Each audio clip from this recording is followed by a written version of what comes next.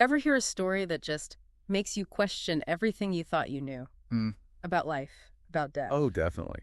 And the one we're digging into today is right up there. Yeah, imagine this. You're declared dead, buried. Your family mourns you.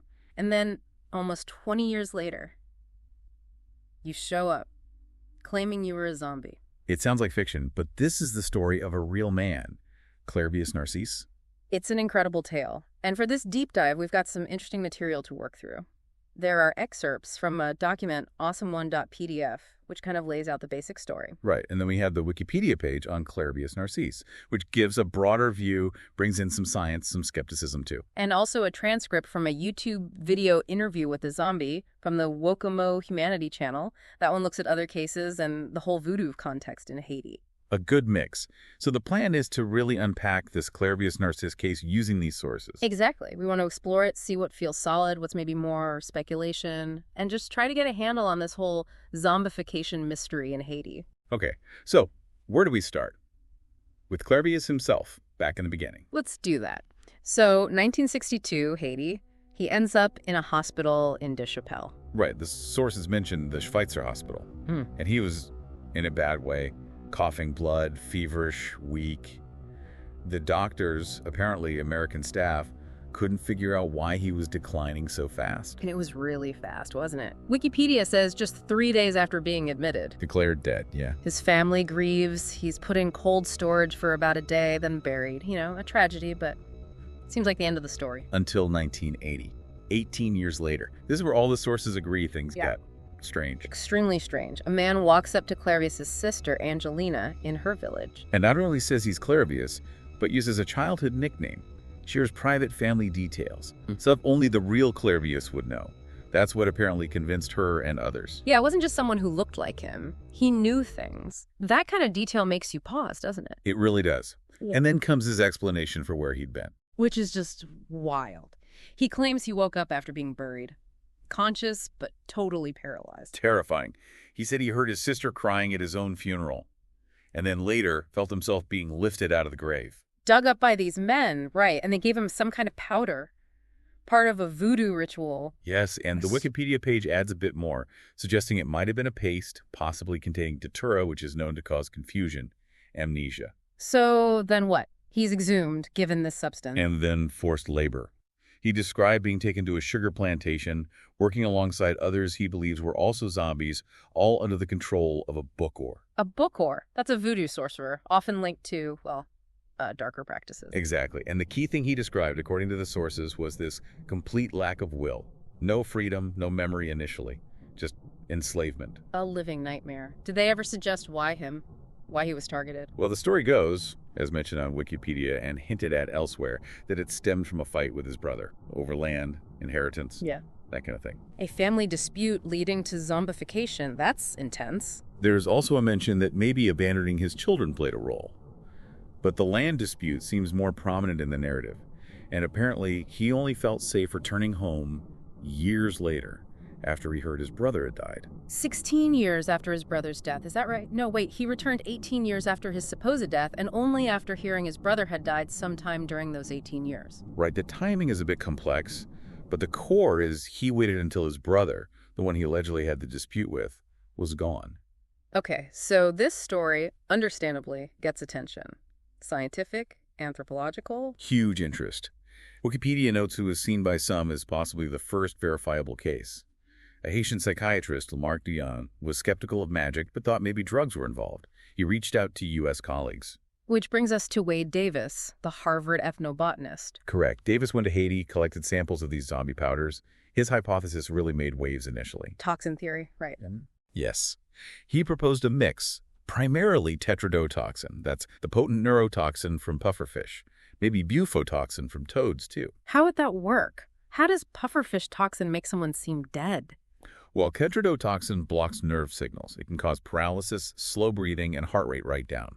So if someone looks dead, but crucially, they might still be conscious. Davis thought maybe it was applied through the skin. Okay, so that explains death.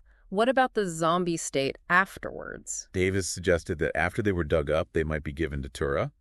That could induce a compliant, suggestible state, Maybe explain the memory loss and zombie-like behavior? It sounds plausible in a chilling way, but it wasn't universally accepted. Not at all. And this is where it gets complicated. Wikipedia lays out the skepticism pretty clearly. Later scientific tests using analytical chemistry often failed to find tetrodotoxin in the powder samples they analyzed. So the key ingredient might not have even been there consistently. That was the major criticism. Scientists like Kao and Yatsumoto basically said there was no factual foundation for the tetrodotoxin theory in zombification based on their analysis. Wow, that's pretty damning. It went further. Kao apparently called it potential fraud in science in an interview. Another researcher, Holmstead, who had supported Davis, later described it more as withholding negative data, basically, not properly reporting results that didn't fit the theory, which he called bad science. So a real scientific controversy. Did Davis respond to this? He did. Wikipedia mentions his rebuttals, arguing the powders varied greatly, maybe testing methods were flawed, or perhaps other ingredients helped smaller amounts of toxin work. But the critics weren't really swayed. It really shows how science works, though. Theory, challenge, evidence, especially with something so tangled up in cultural belief. Absolutely. And that brings us nicely to the Wokomo Humanity documentary material. It shifts the focus more towards that cultural belief system in Haiti. Right, they went to investigate another case, a man named Wilfred Doris. Yes. The team included Professor Roland Littlewood, a psychiatrist and anthropologist, Dr. Konrad Karinsky, an ethnobiologist and poisons expert, and Chantal Rainier, a voodoo authority and interpreter. A diverse team. And what did they find, just in terms of the general belief? Overwhelming belief. The transcript makes it clear that the idea that voodoo sorcerers can raise the dead is widespread. They talked to that converted sorcerer, Brother Dodo. Yeah, I saw that. He warned them about voodoo, saying the dead might not rest easy. Exactly. So the team travels to this remote area to find Wilfred Doris. They hear stories along the way, reinforcing the belief, the local fear. And when they find him, what was the situation? It was pretty grim, actually. His father apparently kept him in wooden stocks, said he was aggressive. In stocks, wow. And Wilfred himself, could he talk about it? No, the transcript says he couldn't verbally communicate his experience. They did notice strange scars on him, though. And the local story about him, similar to Narcisse. Very similar motives suggested. The belief was his own uncle had zombified him to stop him inheriting land. He supposedly escaped after 18 months and made his way back. Always the land disputes. It's a recurring theme. This must have legal implications too, right? If people believe this strongly. Definitely. The documentary team looked into that. They went to the provincial capital about Wilfred's case. His uncle, Belvoir, had actually been convicted. Convicted of zombifying him? Yes, and jailed for life. Though the researchers had trouble accessing the actual court records, apparently. So it's recognized in some legal sense? It seems so. The transcript includes this amazing bit where the magistrate tells them Haitian law defines a zombie, a living dead person, enslaved by a sorcerer who stole their soul. That's incredible, a legal definition. It shows how embedded the belief is.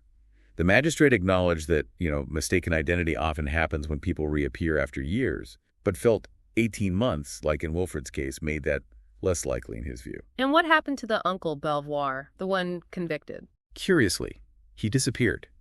Escaped or bribed his way out of prison, the transcript suggests. Never seen again. Okay, so the documentary team is seeing the cultural belief, the legal side. Did they get any closer to the actual zombie powder? They tried. They met a Bukor, Audis, who claimed he had zombies working for him, showed them a bottle with something inside he called their zombie, claimed he knew the secret formula. But did he share it? Doesn't sound like it. But then they met Dodo again, the converted sorcerer, and he agreed to share his old formula. And that's where the poison expert came in, Karinsky. Exactly. Karinsky looked at the ingredients Dodo provided. He identified something like manchineel, which is highly toxic, and also this toad of the sea. Toad of the sea, what's that? Turned out to be a pufferfish. Pufferfish. So tetrodotoxin again, right back to the Wade Davis idea. Precisely. Karinsky noted it contains tetrodotoxin, can cause coma, make someone appear dead. The documentary highlights this local idea that sorcerers use both magic and poisons.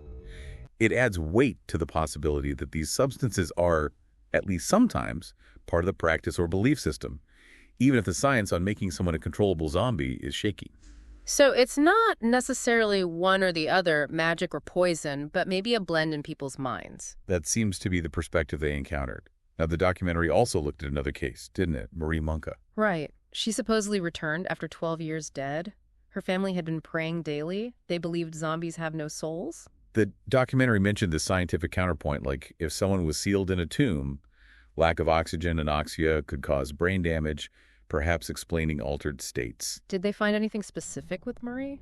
They did a brain scan, but it was inconclusive. Didn't really provide answers. They tried taking her to a place her brother thought she'd been held captive. Did she react? Unexpectedly, yeah. She seemed happy to be back there, which was confusing. But then things got even more complicated, right? Another family showed up. Yes, claiming she was their missing daughter, Mario. So now you have two families claiming the same woman. Leading to DNA tests. Exactly. To settle who she really was. And also, they tested the man believed to be Wilfred Doris against his supposed parents. And the results were, well, pretty dramatic from the transcript. Absolutely stunning. Miguel and Ella Dorson, not Wilfred's parents. Meaning, the man they met, the one kept in stocks, wasn't the Wilfred Doris who had died. Wow. So the uncle, Belvoir. Unjustly convicted.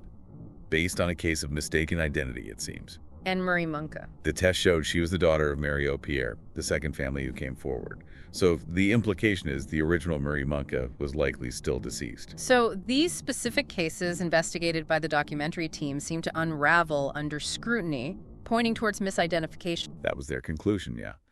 They suggested maybe mentally handicapped or ill individuals get lost or wander, and grieving families wanting their loved ones back might mistakenly identify them, especially if the resemblance is there. It's a tragic possibility, but what about the poisons? Did they completely dismiss that? No, they were careful about that.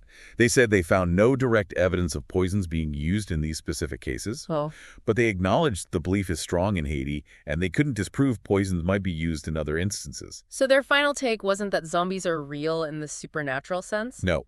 They concluded they don't believe people are literally taken from graves by sorcerers and poisoned into servitude, at least based on what they investigated. Misidentification seemed the more likely explanation for the cases they examined. Okay. So after looking at all this, Clairvius Narcisse, back to the original question. Did he come back from the dead as a zombie? It's not simple, is it? The sources give us this incredibly compelling personal story from Narcisse himself, backed by family recognition. Details only he should know. Right. Then you have the scientific attempt to explain it with toxins, which sounds plausible initially, but then faces serious scientific counter-arguments and lack of consistent proof. And layered over all of it is the powerful Haitian cultural context, where zombification is a real belief, tied into voodoo, family disputes, land, even finding its way into legal definitions. And the documentary evidence suggests that at least some modern cases might be tragic misidentifications.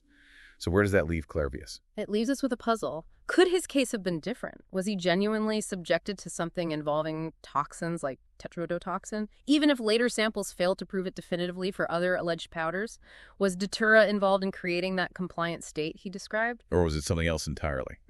A misdiagnosis initially, some kind of coma misidentified as death, followed by trauma, suggestion, maybe mental illness, all interpreted through the lens of the zombie folklore he grew up with. His own account is powerful, but eyewitness memory, especially under trauma, can be complex. The fact that he knew intimate family details is still the sticking point for pure misidentification, isn't it? Unlike the Wilfred Doris case seems to have been. It is. That remains the most compelling part of his specific testimony. It makes dismissing his account outright very difficult. So, considering everything, the personal account, the debated science, the cultural beliefs, the possibility of misidentification in other cases, what are we left with? We're left with ambiguity, I think. The sources don't give us a single, neat answer for Clairvius Narcisse. They show us layers. A potentially real phenomenon, rooted perhaps in pharmacology, heavily interpreted through culture, possibly confused by human factors like grief and misidentification, and debated by science. It really makes you think, doesn't it? When you weigh all this evidence, what do you lean towards? Could there be a combination of factors, maybe some kind of induced state using natural substances, amplified by intense fear and cultural belief that could create something resembling the zombie narrative? It's certainly possible that the lines between life and death, pharmacology and psychology, belief and reality, are much blurrier than we usually assume. What does this case, Clairvius Narcisse's story, ultimately reveal about how powerful suggestion can be, or how fallible our understanding of death, consciousness, and memory might actually be? Yeah. Those are the questions that linger long after you hear the story. A lot to chew on.